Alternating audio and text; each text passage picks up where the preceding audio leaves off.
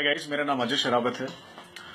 आप सभी लोग जानते हैं कि हमारी कंट्री में 500 और 1000 के नोट बैन कर दिए गए। 8 नवंबर को मोदी जी के खुद के भाषण के बाद जब ये नोट बैन हो गए तो मैं वेट कर रहा था कि कुछ लोग नई नई तरह की थ्योरीज निकालेंगे, बिकॉज पहली बार करप्शन को खत्म करने के लिए पहली बार ऐसा प्राइम मिनिस्टर आया जिसने इतना सख्त स्टेप लिया है।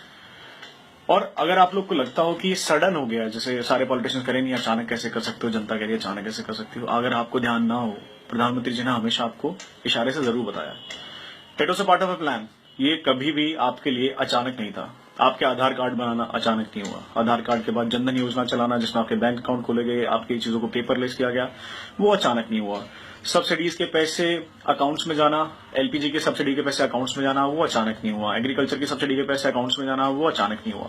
It was a part of a plan. पहले आधार कार्ड, फिर जनधन, फिर आपकी जनधन के बाद आपके सब्सिडीज को भेजना, आपको पहले बैंकिंग से कनेक्ट किया गया। लेकिन फिर भी बिकॉज मेरा कंट्री कभी से आलसपने में जूझता रहा है, तो बहुत सारे मेरे महानुभावों ने, बहुत सारे लाखों लोगों ने बैंक अकाउंट तब भी नहीं खुलवाए। 1 रुपए की कॉस्ट पर बैंक अकाउंट खुल रहा था, लेकिन लोगों ने बैंक अकाउंट तब भी नहीं खुलवाए। बार बार बोलते बोलते मोदी जी थक गए, आधार कार्ड बनवा लो, जनधन योजना के तहत बैंक अकाउंट खुलवा लो, खुलवा लो, खुलवा लो। कोई सुनने को तैयार नहीं था। ठीक है, फाइनली 8 नवंबर को यह स्टेप लिया गया कि 500 से 1000 के नोट को हम बंद कर रहे हैं, ताकि हम करप्शन के एक बहुत बड़े लेवल को खत्म कर सकें और पूरी मार्केट की करेंसी मार्केट के अंदर वापस आ जाए, जो कि घरों में दबी पड़ी हुई है। अगर आपने देखा हो, लोग कह रहे हैं कि भाई इससे करप्शन पर कोई फर्क नहीं पड़ेगा, खासकर मेरे माननीय योग पुरुष केजरीवाल जी। सही बता रहा हूं केजरीवाल जी, अगर ये डेमोक्रेसी और कानून ने हमारे हाथ नहीं बांधे होते ना, सच में हम आपका मार मार के मोर बना देते हैं। मतलब सोचो, इतना फ्रस्ट्रेटेड हो गए हम लोग एज ए यंगस्टर, आपको देखते देखते, आपकी बातों को सुनते सुनते। इतने घटिया ख्यालात हैं आपके। एक छोले भटूरे वाला ना दिल्ली में आपसे ज्यादा समझदारी की बात कर सकता है। और कौन लोग? क्यों? क्योंकि मोदी जी ने आपके करप्शन का एजेंडा छीन लिया है। आप आए थे ना करप्शन का एजेंडा लेके, क्योंकि आज मोदी जी ने करप्शन का एजेंडा ले लिया, तो आप सोच रहे हो कि मैं इलेक्शन किस ब्याह पर लड़ूंगा।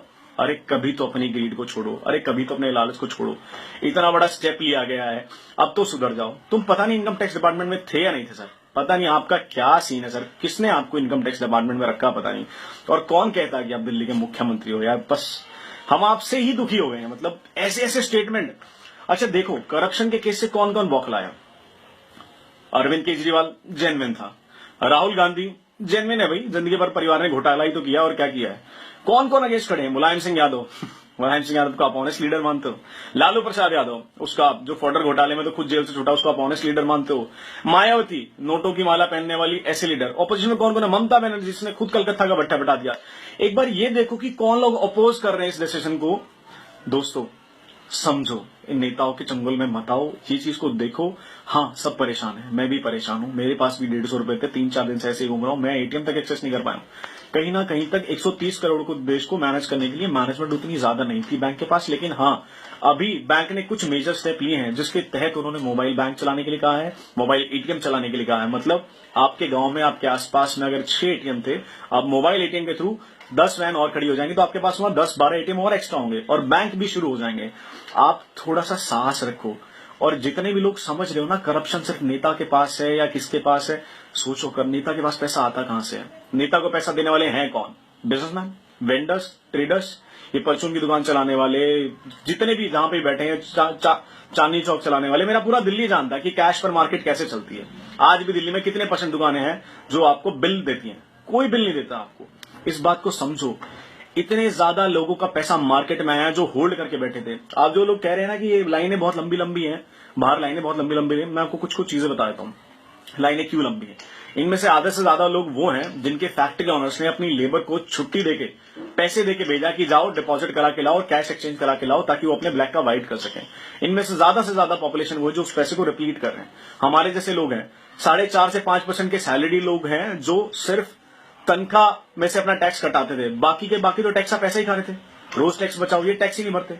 डॉक्टर हैं, कितने इंडिपेंडेंट क्लिनिक्स हैं, कितनी इंडिपेंडेंट शॉप हैं, ट्रेडर्स हैं, चांदनी चौक है, भगीरथ पैलेस है, मार्केट है, जहां सिर्फ कच्चा काम होता है। मैं खुले में बता रहा हूं, सिर्फ कच्चे का काम होता है, जहां पे कहा जाता है भाई साहब कच्चे में डील करेंगे, ये ना आपको कभी बिल देंगे। इनका धंधा होता है 60 लाख का, और इनकी इनकम टैक्स रिटर्न फाइल उठा के देखोगे ना तो मिलेगी आपको 7 लाख रुपए की। तो सोच के देखो, क्यों सैलरीड आदमी, एक सैलरी वाला आदमी ही सारे भारत का टैक्स क्यों भरेगा? ये बिजनेसमैन कहां जाएंगे, ट्रेडर्स कहां जाएंगे, ये कौन भरेगा इनका टैक्स? ये क्या मक्खन मलाई खाने के लिए बैठे हुए क्या? और इन्हीं के ऊपर लगाम लगाने के लिए मोदी जी ने स्टेप लिया है और ये बहुत ही कमेंडेबल स्टेप है, ये फ्यूचर का स्टेप है, ये इंफ्रास्ट्रक्चर का स्टेप है। इस स्टेप के अंदर मोदी जी को अगर हम सपोर्ट नहीं करते तो हम कायर हैं, हम पे धिक्कार है हमारी जिंदगी पर कि एक ऐसा प्रधानमंत्री मिला है जो इस देश को कहीं ले जाने में सक्षम है, उसे ले जाने की राह रखता है और हम आज उसे सपोर्ट तक नहीं कर पा रहे हैं। कल आर्मी की बात जब आई तो इंटरनेट फ्लडेड था कि हम आर्मी के साथ हैं, ये हैं, सपोर्ट है। अरे इंटरनल वॉर छेड़ लो तुम, बाहर तो आर्मी बहुत अच्छी है, जो अंदर की वॉर छिड़ी है ना, हमें इससे लड़ाई लड़नी है। हमें केजरीवाल जैसे टुच्चे जाहिल और इन गवार मुख्यमंत्रियों से पीछा छुड़ाना है। मायावती की कास्टिस्ट की पॉलिटिक्स, मुलायम सिंह यादव की कास्टिस्ट पॉलिटिक्स, ये चोर बैठे हैं, पुराने पापी बैठे हैं। ये कांग्रेसी आज के थोड़ी ना, ये 60 साल की दी हुई बीमारी हमें करप्शन की। और मैं आपको कहता हूं, वादा दिलाता हूं, जो इंफ्रास्ट्रक्चर अभी मोदी जी डेवलप कर रहे हैं ना, आप देखना आने वाले टाइम में इससे भविष्य बदलेगा।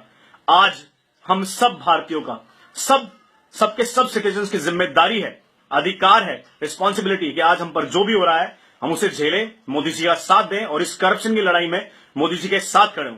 मोदी जी, मैं आपके साथ खड़ा हूं और मेरे साथ पता नहीं कितने हजारों लाखों यंगस्टर आपके साथ खड़े हैं। अगर कोई इसके खिलाफ लड़ेगा तो हम उसके खिलाफ भी लड़ेंगे, लेकिन ये करप्शन की लड़ाई अब जारी रहेगी।